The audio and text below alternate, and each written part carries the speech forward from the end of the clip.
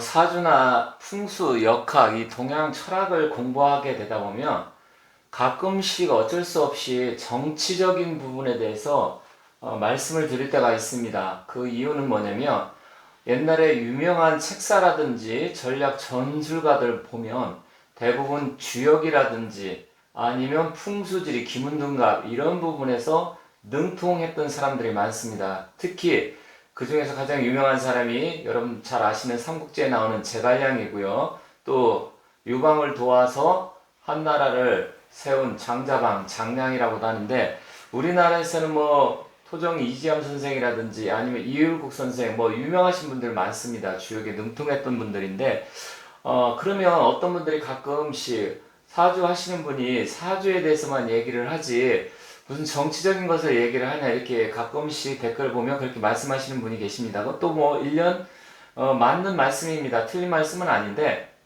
하지만 이 우리가 미래를 예측을 하고 사주라든지 점집에 가서 본다는 것은 미래에 대한 불안감 때문에 과연 앞으로 어떻게 될 것인가 그 부분에 대해 궁금해서 보게 되는데요.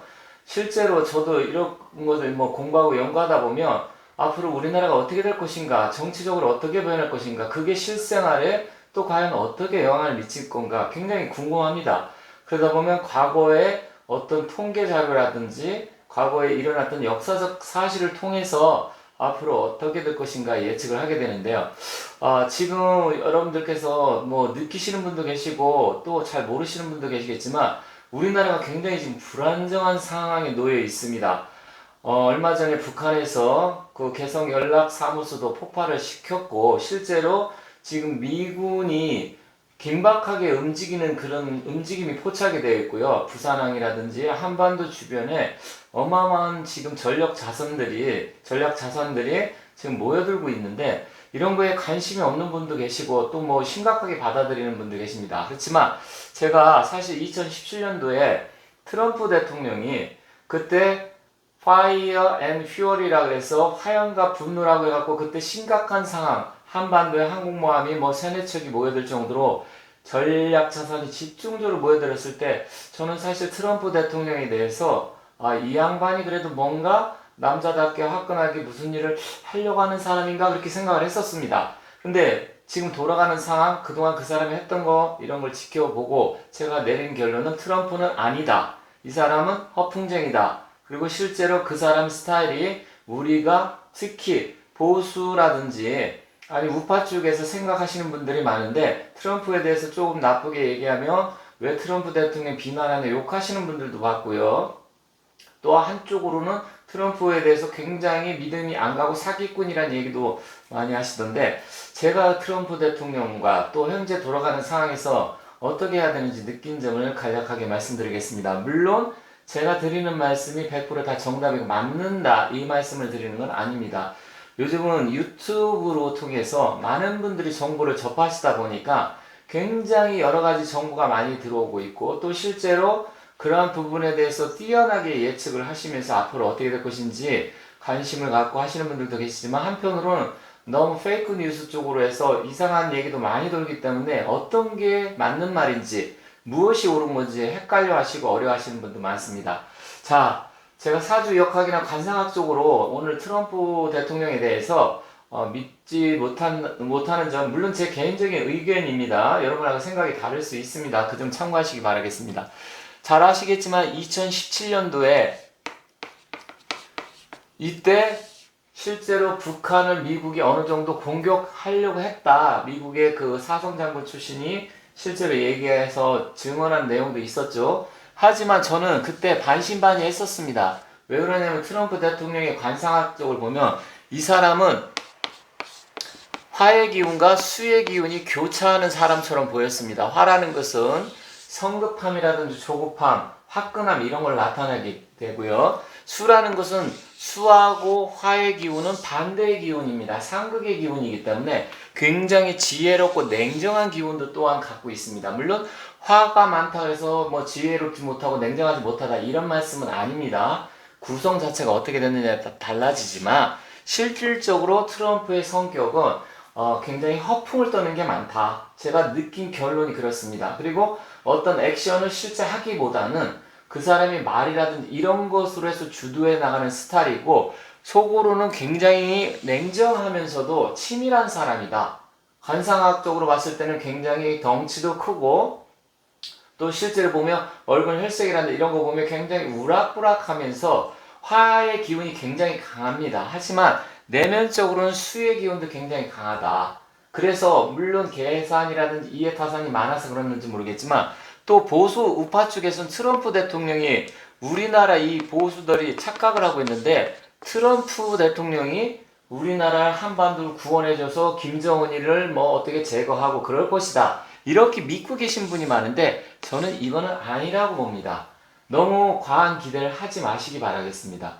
실제로 지금도 한반도에 수많은 전략자산이 모이고 있는데, 이것은 트럼프 자체가 거의 지금 3년 반 정도 됐네요.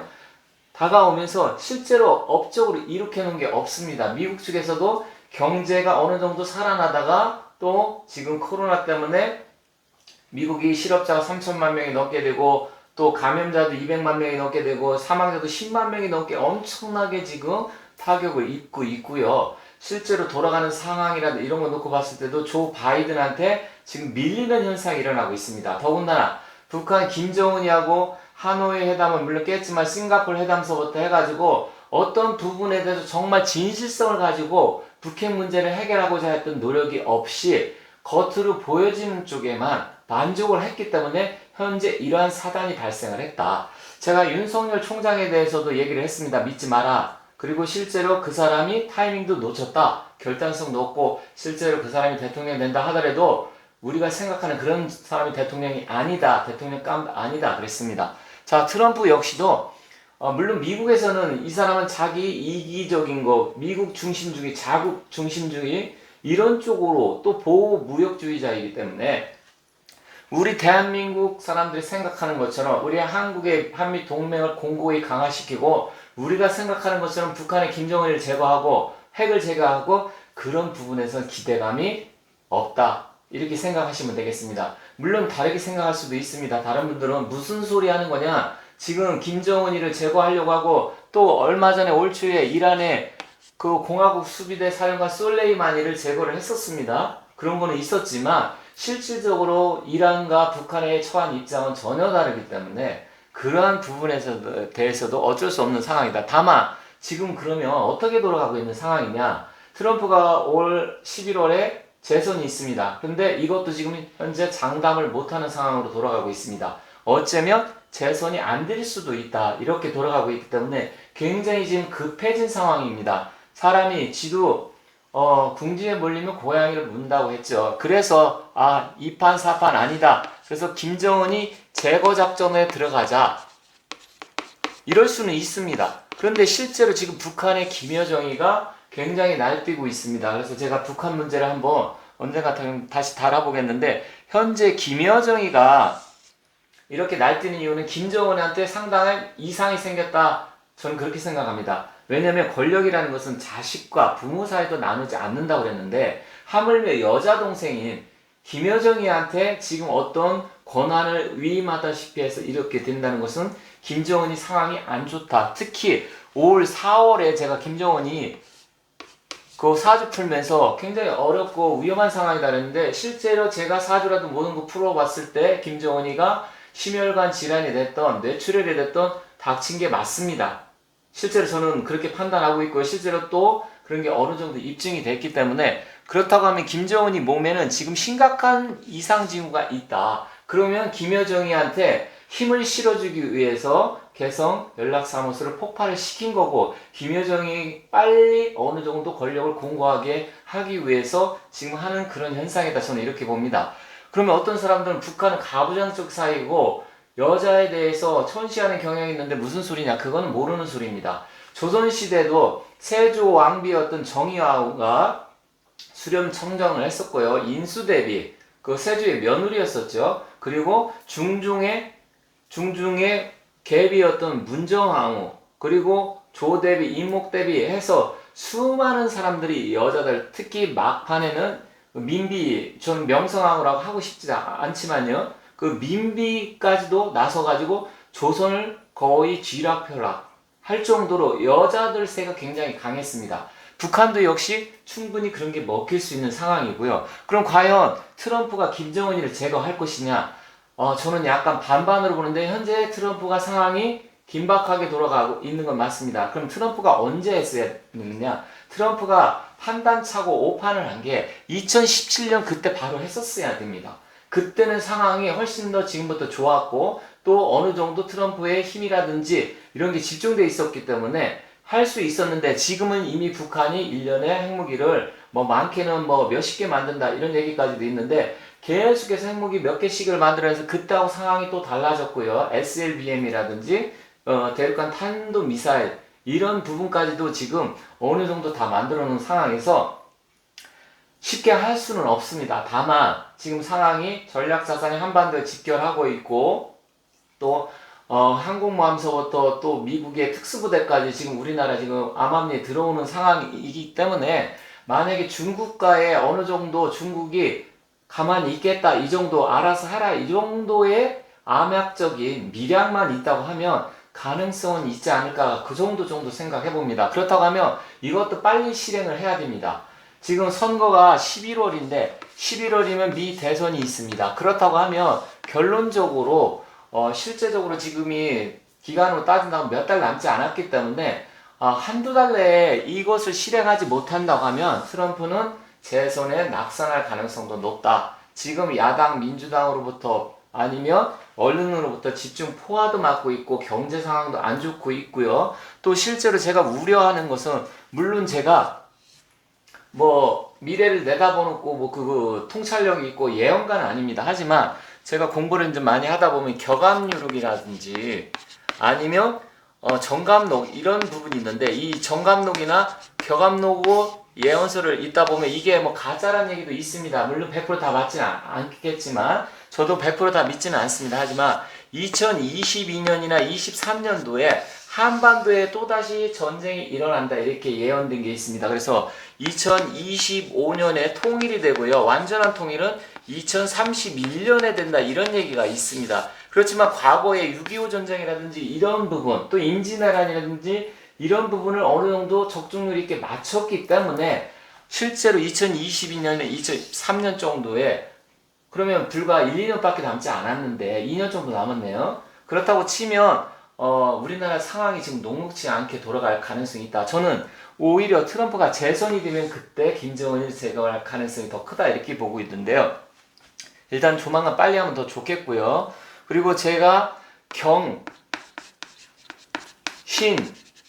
이미 들어온 이 3년에는 우리 한반도의 전쟁이나 재난이나 기근해서 굉장히 어려운 일이 많이 닥쳤다. 유튜브에 올려놓은 영상이 있습니다. 궁금하신 분은 제가 작년 말 올려놓은 게 있기 때문에 몇 달 됐죠. 그래서 그런 영상을 보시면 이 경신임 3년에는 굉장히 우리나라가 여러 가지로 어렵고 힘들다 말씀드린 게 있는데 실제로 2022년이면 이민년입니다. 그리고 임진왜란도 1592년 임진년에 발생했고요. 6.25 전쟁은 경인년이었지만 실제로 임진년에도 전쟁을 하고 있었고요.